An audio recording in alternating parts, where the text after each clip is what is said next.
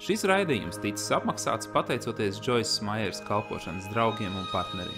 Gudrība vienmēr rīkojas tā, lai vēlāk pašai par to būtu prieks. Redziet, muļķīgs cilvēks nekad nedomā par to, kas būs nākotnē. Viņš grib tikai to, kas liek labi justies tagad, taču nākotne vienmēr pienāk.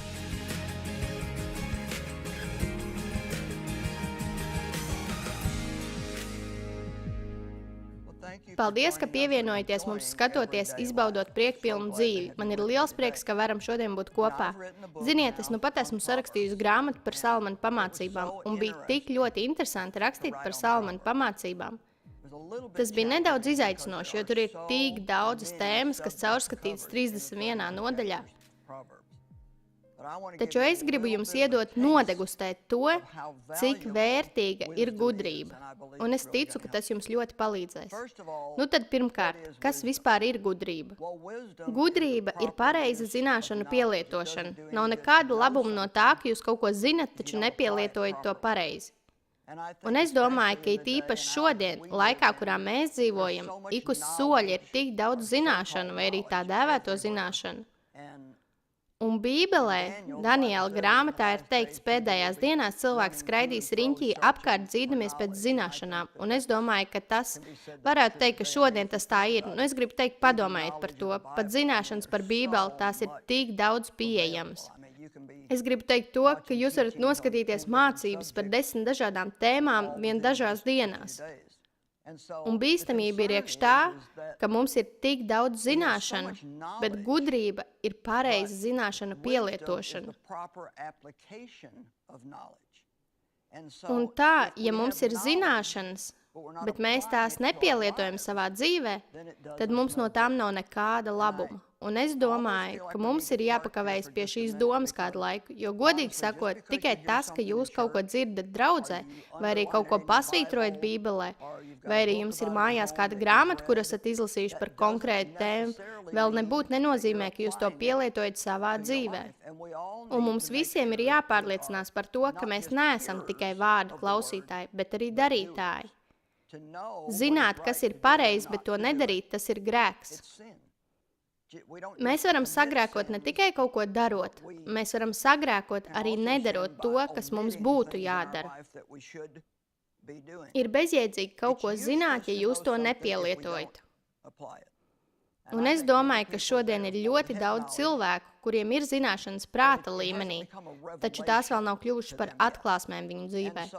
Un tā šodien mēs gribam parunāt par to, cik svarīgi ir iet dziļāk. Iet dziļāk. Pāvils teica, mans mērķis ir, lai es atzītu viņu un viņa augšām celšanās spēku. Viņš nerunāja par to, ka grib šo to zināt par Jēzu, viņš tik tiešām gribēja viņu pazīt. Un šodien, runājot par atsevišķām apustuļu Pāvila lūkšanām, jūs redzēsiet, ka viņš daudz runāja par to, ka jāiegūst dziļāka izpratne, dziļākas zināšanas un dziļāka sapratne. Mēs tik bieži lūdzam par virspusējām lietām. Mēs lūdzam par lietām, mēs gribam vairāk naudas, mēs gribam paaugstinājumu darbā, mēs gribam, lai cilvēki mūsu ģimenē izmainītos, mēs gribam visas šīs lietas, lielāku māju vai jaunu mašīnu vai arī kaut ko tam līdzīgu.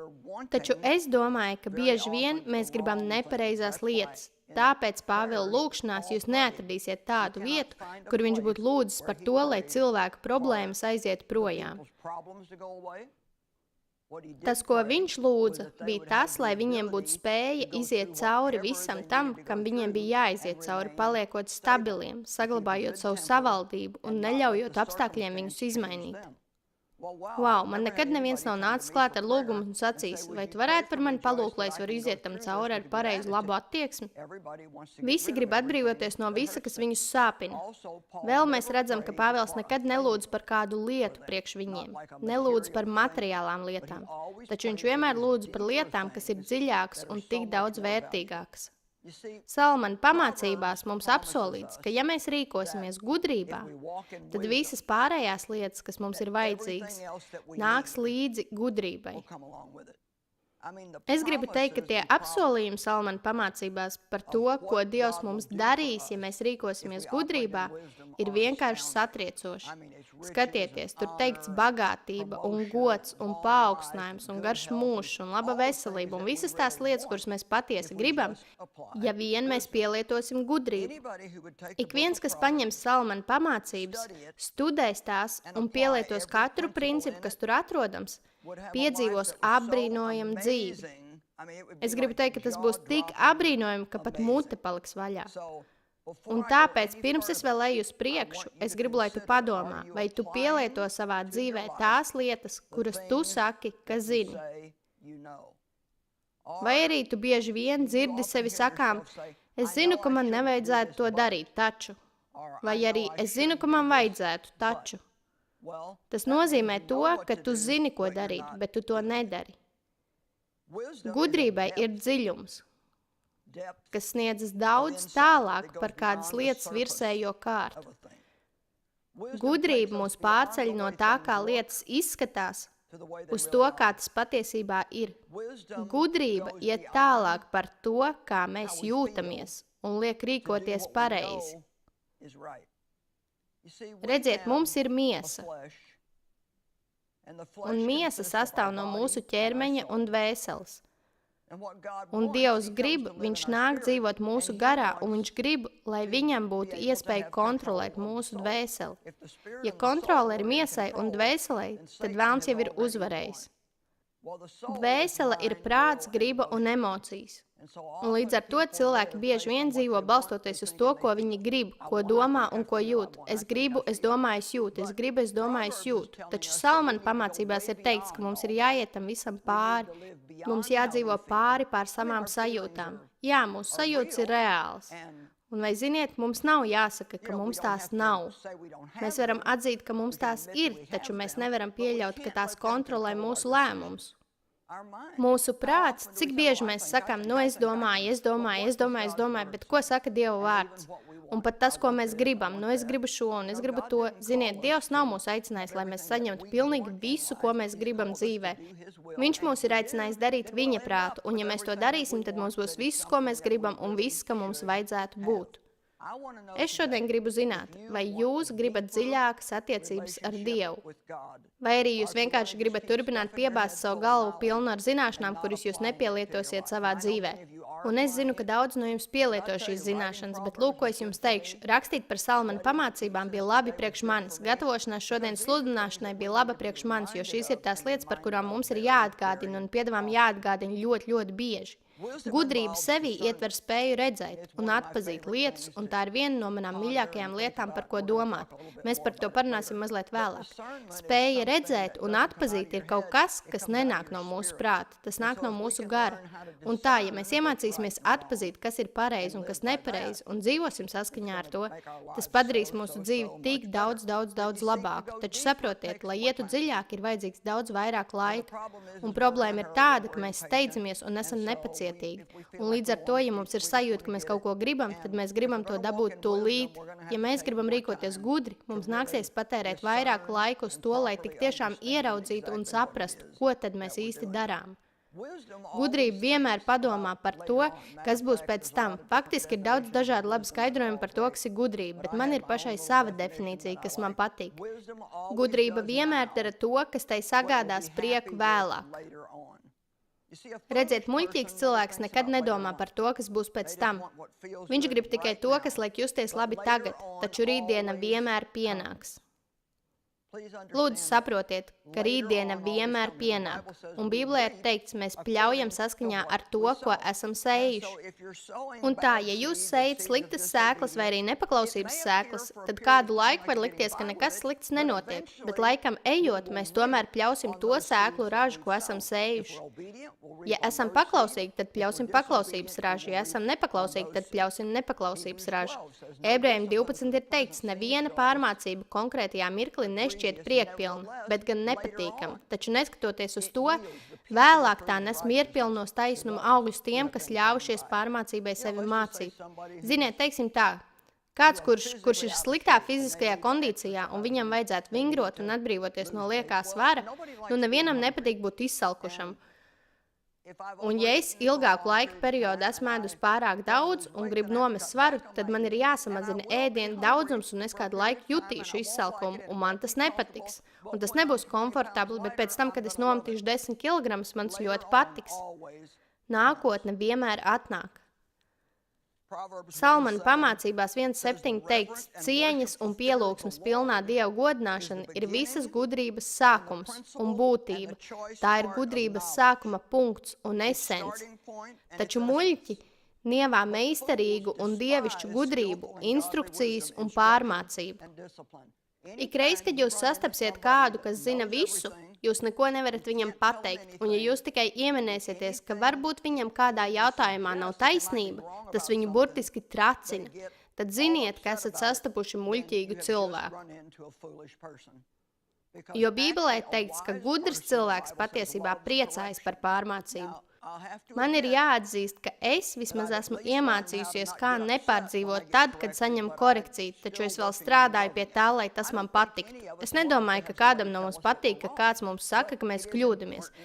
Taču ir svarīgi, lai mēs mācētu pieņemt pamācību no tiem, kas mums dod gudru pamācību. Tā kunga bijība, kas tas īsti ir?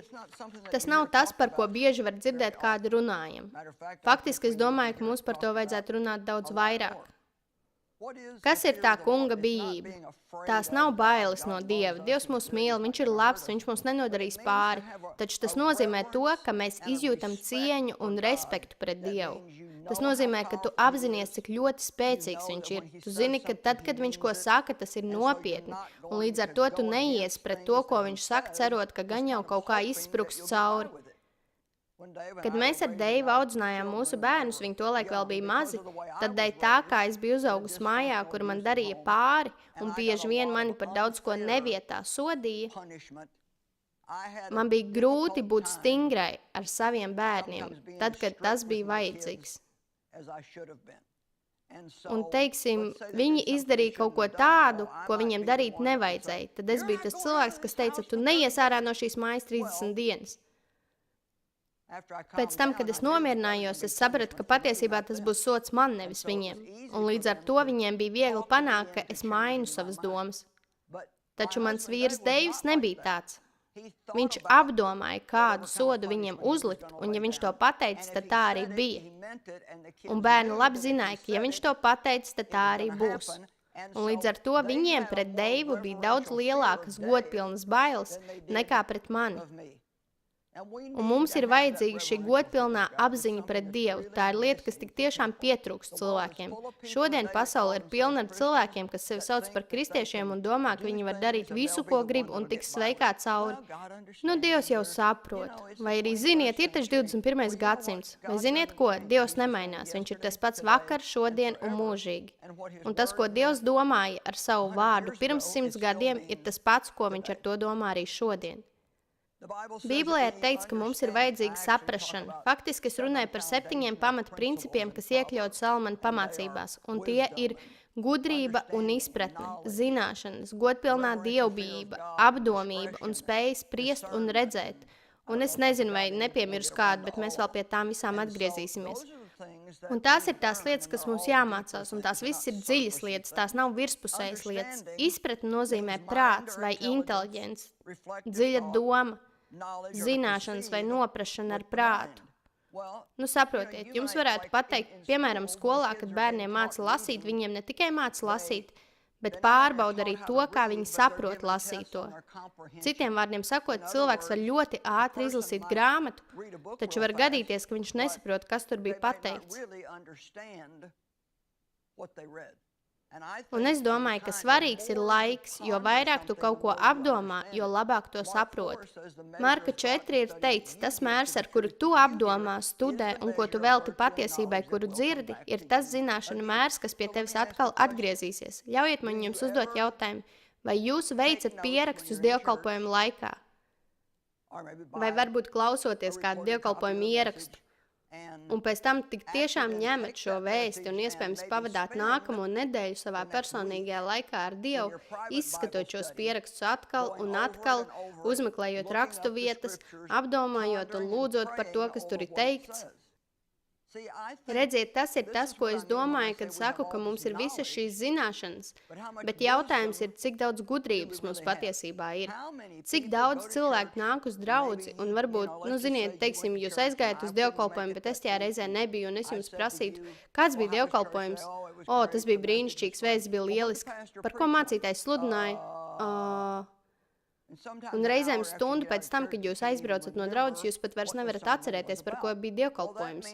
Tas nozīmē to, ka jūs fokusējāties tikai uz virsējo līmeni, bet ne uz to līmeni, kur tas tik tiešām dziļi jūsos iesēž. Patiesību sakot, es domāju, ka mums šodien ir pieejams pārāk daudz, un mēs tik to vien darām, kā ejam no kādas tēmas uz kādu citu tēmu, un nekad nepavadām pietiekami daudz laika, lai tas tik tiešām kļūtu par atklāsmi mūsu dzīvē. Man izmisīgi bija vajadzīga atklāsme par Dievu beznosacījumu mīlestību attiecībā uz mani. Un es jums pateikšu, ka es to nedabūju dzirdot tikai vienu raksturvietu. Man nācās studēt Dievu mīlestību veselu gadu, līdz tā kļuva par realitāti priekš manis. Un tagad es zinu, ka Dievs mani mīl. Un ja man dzīvē ir kāda problēma, tad es nekad nepateikšu, Dievs, vai tad tu mani nemīli? Tas sakrīt ar to, kas teikt Salmana pamācībās 8, ka mēs esam vairāk kā iekarotāji. Ne Salmana pamācībās atvainojos, bet Romiešos 8, un ka nekas mūs nespēj šķirt no Dieva mīlestības, kas ir Kristū Jēzu. Un tāpēc mums šīs lietas ir jāzina dziļākā veidā. Es zinu, ka Dievs ir ar mani vienmēr. Neskatoties to, vai es jūtu viņu klātbūtni, vai arī es nevaru sajust viņu klātbūtni, vai arī man liekas, ka viņš ir klāt, vai arī nē, es zinu, ka viņš ir, taču es to esmu studējusi ilgu laiku. Labi, Pāvila lūkšanas. Es nelasīšu tās visas vārds vārdā, bet es jums iesaku pašiem tās studēt, jo tās ir neaprakstām interesantas. Tās ir atrodamas vēstulē Efeziešiem 1. nodaļā, Efeziešiem 3. nodaļā, Filipiešiem 1. nodaļā, Kolosiešiem 1. nodaļā un 2. Tesaloniķiešiem 1. nodaļā. Bet mēs paņemsim tikai Efeziešiem 1. nodaļu. Viņš saka, jo es vienmēr lūdzu mūsu Kunga Jēzus Kristus Dievam, godības tēvam, tagad ieklausieties, lai viņš jums dotu gudrības un atklāsmes garu, ieskatu mīklās un noslēpumos, kas dod dziļas un personīgas zināšanas par viņu. Ziniet, kāds varētu teikt, es pazīstu Joysu Maieri. Jūs mani nepazīstat tā, kā mani pazīst Deivs. Un Deivs mani nepazīst tā, kā mani pazīst Dievs. Pat es sevi nepazīstu tā, kā mani pazīst Dievs. Un tā ir dažādi pazīšanas līmeņi un dažādi izpratnes līmeņi. Un mums vienmēr jāgrib iet arvien dziļāk un dziļāk. Kā Pāvils. Mans mērķtiecīgais lēmums ir pazīt viņu un viņa augšām celšanās spēku, kas mani ceļ ārā no mirušo vidus, pat kamēr esmu ķermenī. Man patīk šīs Pāvila lūkšanas. Viņš teica, es lūdzu, lai jūsu sirds acis tiktu pārpludināts ar gaismu, lai jūs varētu zināt un izprast to cerību, uz kuru viņš jūs ir aicinājis, un lai jūs varētu zināt un izprast, kāds ir viņa neizmērojamais, neierobežotais un nesalīdzināmais spēks gan mūsos, gan priekš mums.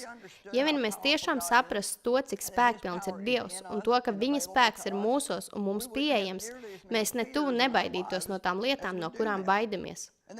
Un tad Efeziešos 3 viņš daudz runā par šī paša dziļuma atziņu, par Dievu mīlestību. Viņš saka, es lūdzu, lai jūs dziļi iesakņotos mīlestībā un stipri stāvētu uz tās pamata. Un atcerieties, lai iekš kaut kā dziļi iedziļinātos, būs nepieciešams laiks. Nepacietība neļaus sasniegt šīs lietas, nāksies stipri pieķerties un pavadīt daudz laika tajā. Es lūdzu, lai jūs tik tiešām caur pieredzi iepazītu Dievu mīlestību, tās augstumu, dziļumu, garumu un platumu. Un es varētu turpināt. Visās Pāvila lūkšanās ir runa par šādām lietām. Viņš teica, un es to lūdzu, lai jūsu mīlestība vienmēr pāri plūzdama pieaugtu visā atziņā. Visi, kas esat mājās, vai arī, lai kur jūs būtu, pasakiet dziļāk. Redziet, Dievs grib, lai mēs ejam dziļāk. Labi. Lūkas 5. nodaļā ir kāds labs stāsts. Pirmie 7 panti. Kādu reizi ļaudis pie viņas piedās un klausījās Dieva vārdus, bet viņš stāvēja pie Ģeneceretes ezera, Galilejas jūra. Tad viņš ieraudzīja 2 laivas ezera malā stāvam, bet zvejnieki bija izkāpuši un mazgāja savus tīklus.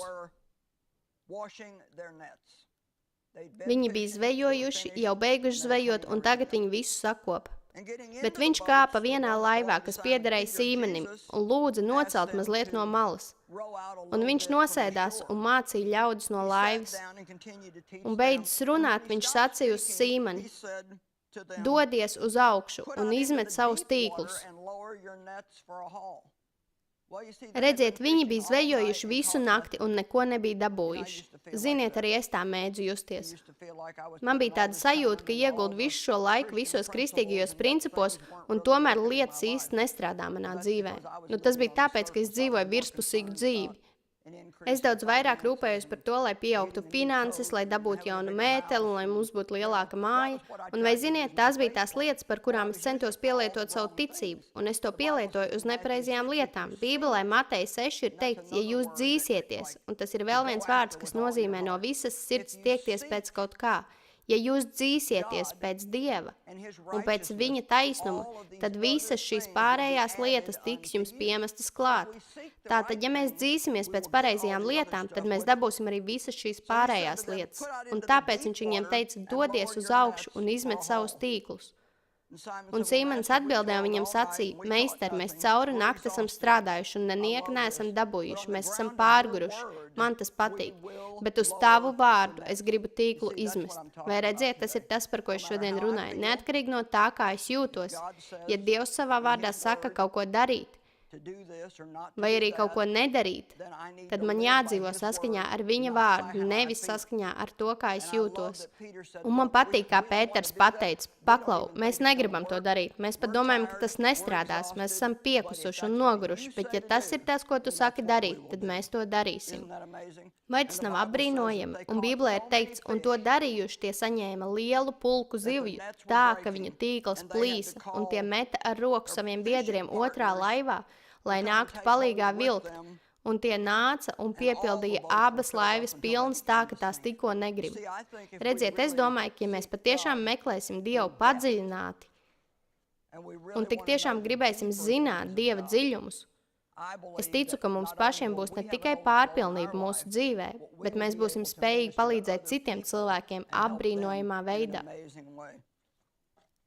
Zināšanas. Salmana pamācībās tiek runāts par zināšanām. Salmana pamācībās runāts par dziļu ieskatu. Jūs zināt, kas ir dziļš ieskats? Tā ir pareiza rīcība. Tas ir brīnišķīgs vārds. Tas nozīmē, ka tev ir sapratne un praktiska gudrība. Dziļš ieskats lietu būtībā. Gudrība pareizi rīkoties ar visiem taviem resursiem. Cilvēks ar dziļu ieskatu zina, kā apieties ar naudu. Uzņēmējs ar dziļu ieskatu zina, kā apieties ar darbiniekiem. Jebkurš, uz kuru strādā cilvēki, ja viņam ir dziļš ieskats, tad viņš zina, darbinieki ir jāiedrošina. Nedrīkst būt tā, ka vienīgais, ko jūs darāt, ir norādat uz viņu kļūdām un nekad neuzslavējat, kad viņi izdara kaut ko labu. Mājsaimniece ar dziļu ieskatu zina, kā saplānot savu laiku, lai spētu visu padarīt. Viņa zina, kā sakārtot lietas ar bērniem. Zina, kā apieties ar ģimenes budžetu. Cilvēks ar dziļu ieskatu zina savas prioritātes. Savukārt vārds redzēt un atpazīt, es iepriekš teicu, ka mēs par to nedaudz vēlāk parunāsim, man tas patīk. Tas nozīmē, piemēram, var gadīties, ka ir kāda brīnišķīga ideja, bet dziļi iekšā ir tāda sajūta, ka kaut kas nav kārtībā. Tā ir spēja redzēt un atpazīt, un ar prātu iespējams tu nevari saprast, kas tur nav. Taču, ja tu ieklausīsies savā garā par kādu lietu, kuru tu grasies darīt, tad tā sajūta no svētā gara ir Dieva dota spēja redzēt un atpazīt. Tavs prāts to var nesaprast, taču tā ir spēja redzēt un atpazīt, kas tev saka, ka tev jāturas no tās lietas un jānogaida. Un tad vēl ir apdomība, un man patīk apdomība, jo, vai ziniet, apdomīgs cilvēks spēj paturēt noslēpumu. Tik daudz cilvēku šodien visu, ko viņi dzird, viņi iet un momentāli izpļāpājas visiem, ko satiek. Man ir daži draugi. Ne pārāk daudz, bet daži, jo nav pārāk daudz cilvēku, kas ir šādi. Un, piemēram, ja es viņiem ko izstāstu, man pat viņiem nav jāsaka, tikai nevienam to nesaka, jo viņi ir apdomīgi. Viņi saprot lietas. Un viņiem ir pietiekami daudz prāta, lai zinātu, ka nevajag stāstīt par manām lietām.